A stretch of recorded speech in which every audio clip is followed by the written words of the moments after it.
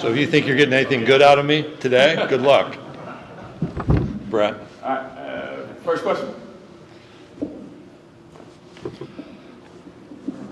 Travis Brown to Bryan, College Station Eagle. I know some talk about maybe if there isn't federal NIL legislation that you might look at NIL, bringing the whole SEC footprint together into one NIL law. How is some of these state laws, like for instance Texas, that says the SEC, the NCAA can't interfere with that stuff? How does that complicate things with that maybe that goal? It complicates things, yeah. Really, when you think about it, it makes no sense. Our presidents and chancellors come together, ultimately in a voluntary association to make the rules and policies. And we don't have a policy yet. We have states, and there are multiple states across the country that have done things like this. It's not simply in Texas that say you can't engage in that decision making and in oversight. And taking a step back from any particular state, I'm not aware of any state that's had policies that's acted to enforce those policies. But now we have states saying, not only are we not enforcing the policies, but nobody else can enforce policies. And what I think it actually does is speak to the need for congressional action, if that's the approach. Because I just left a room of high school coaches and administrators asking for change. Our student athletes, when we gathered our leadership groups, they've consistently asked for a uniform standard. So something's going to have to change. Next question. Sam Conn from the Athletic. I'm just curious, what brought you here? Like, what made you want to come to this convention? I was invited, I mean, literally. So I was at a National Football Foundation meeting. I was at the Grand Hyatt DFW, and I've been there enough. And I was thinking last week as I was preparing for my remarks, like, where was it that I was invited? I remember the encounter with the Texas High School Coaches Association leadership.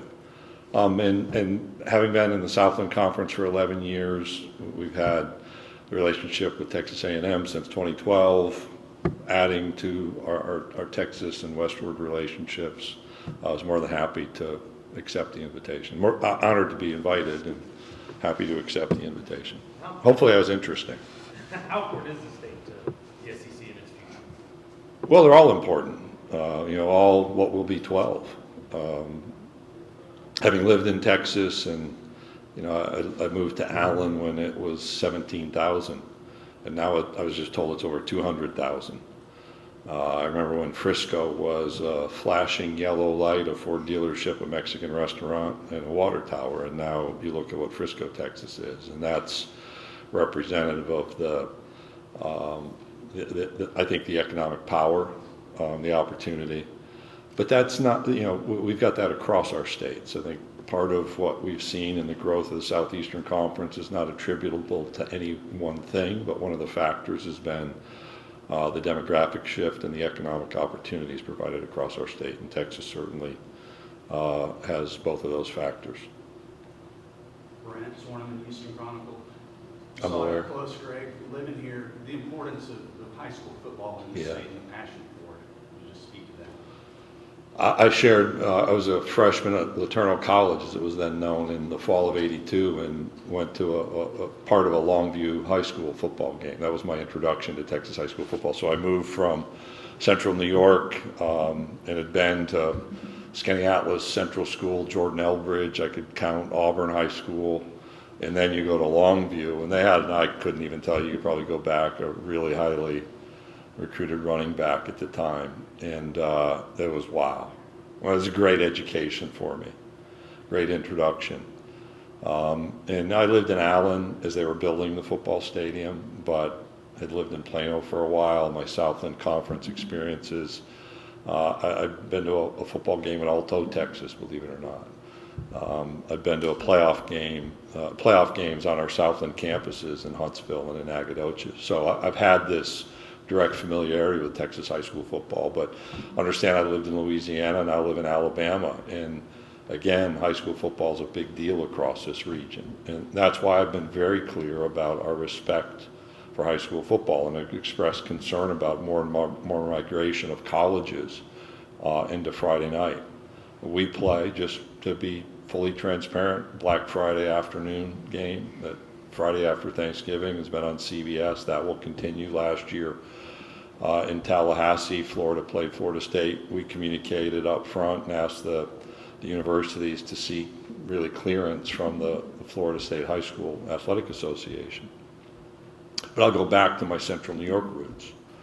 You know, there are a couple high schools that were the powers back in my younger days that now either don't have programs or have one combined program between two high schools, yet we've got colleges playing on Friday night for TV windows.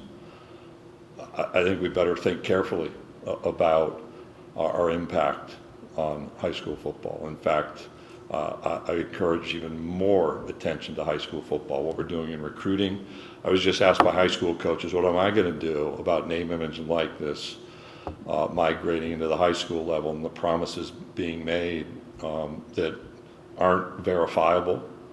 We have no indication if they're real. That's what's now happening at high school football. And I think there's a continuum of realities that we encounter that have filtered down, and we need to take a step back and think whether it's TV, recruiting, NIL, kind of this transfer mentality about the long-term impacts of our decision making.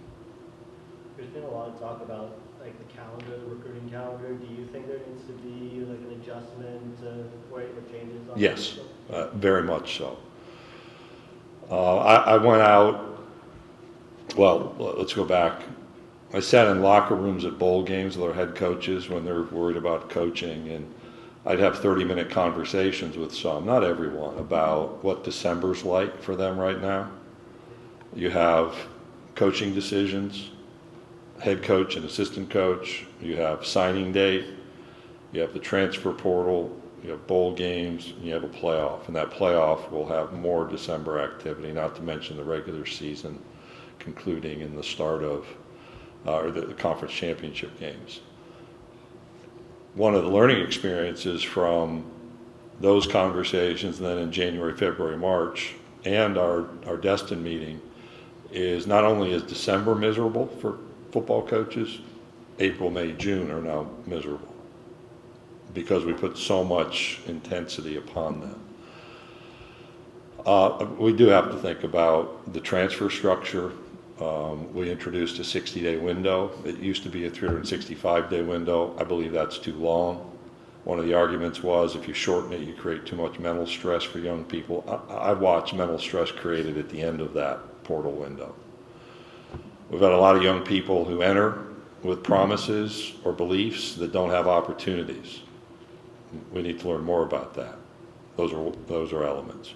When we go into an expanded playoff, I don't think for a moment we should have an early signing period while our best college football teams are engaging in playoff games that week. I don't think that can continue. So yes, we do need to change. And we've made some progress on looking at the full scope of the year. I've been an advocate from the moment I was on the subcommittee that came up with the 12-team playoff, that part of the outcome needed to be an entire look at the year of college football. Recruiting, practice, strength and conditioning, playing games, how we do things in a modern era has to be at the forefront of our mind. Right, the Parker Reed Sports Forum, Waco, we heard a little bit at Big 12 Media Days, especially from Mike Gundy, about his discontentment with conference realignment and kind of the rivalries that might go by the wayside because of it. But then you see Texas and Texas A&M renewing their rivalry. What are your thoughts on just kind of keeping those historic rivalries alive and what conference realignment? The Southeastern Conference has a track record of accommodating historical rivalries. You know, Georgia Tech left, and we have a Georgia Tech-Georgia game every year. So we've got a track record of facilitating those in-state rivalries. Sometimes, and you've seen it here, those decisions drive people away. Uniquely, the Southeastern Conference expansion restores rivalries. Obviously, Texas A&M and Texas we played next fall, but the Arkansas-Texas series. Having been there in 2004 in Fayetteville, Arkansas, and saw more private planes in the airport than I've seen in my life. And I flew commercial not last year, the year before when they played, and pretty exciting experience in 21. Oklahoma, Missouri, the wrestling programs have a storied level of competition, but we'll now have a quarter of the old Big Eight in the SEC, which people wouldn't have predicted 30 or 40 years ago, but we have an opportunity to restore some of those really special games. There are really two components. One, we've honored people working to play, and I'll again use Georgia Tech and Georgia. Georgia Tech left the SEC, yet they still play Georgia. South Carolina left Clemson, they still play, and we facilitate that along with our conference colleagues. And so we can facilitate that if people want it to happen. We're also proud about the rivalries restored, knowing there's an impact on others from those decisions. About 2 more questions. Travis Brown with the Eagle. You get like bonus points for making sure I really knew who you were both times. Follow the rules. The newest trend in NIL seems to be the collective associated with the booster club. Is this a healthy step in that field, or do you think that that is something that could be concerning not only from a administrative but a punitive kind of decision? When we met in Destin, one of the themes was we have to draw lines between boosters and recruiting and collectives and recruiting. That's been a theme from the beginning. Understand, an extension of your earlier question, my observation, I think college athletics observation was not to just stop NIL in 2019, but the worst way to do it is on a state-by-state basis. I think we've verified that observation is accurate. Again, go back to our young people saying there has to be a better way for you to help us. We have to draw clear lines, and part of the challenge around boosters and recruiting activity is those lines should have still been clear, but they've been blurred. There also is an expectation up front that there would be clear, transparent, actual name, image, and likeness economic activity taking place. And I think there are questions that have to be answered about what's true and what's not true in any of these relationships. Last one. Yeah, Greg, at Big 12 Media Days, members of Big 12 administration made some interesting comments about Oklahoma and Texas and the negotiations going over the SEC, even alleging at one point like Oklahoma was a little bit more hesitant than Texas entering the SEC. Just wanted to get your thoughts on the negotiations that took place, and maybe pull back the curtain. How have communications with Joe Castiglione and Priscilla Conte been, and what's been the enthusiasm at this point in those programs? Let me be as clear as I can. I'm not familiar with those observations, so I'll take your recitation. That's fiction. Period. That's fiction. The outreach was from both equitably. It was done at a presidential level, directly and clearly. And Joe Harris and Jay Hartzell were both equally clear about their interest in joining the Southeastern Conference. They, as I recall, said, we've watched how you've led, which was a compliment to me, how our group has made decisions and how we function, and they want to be a part of that.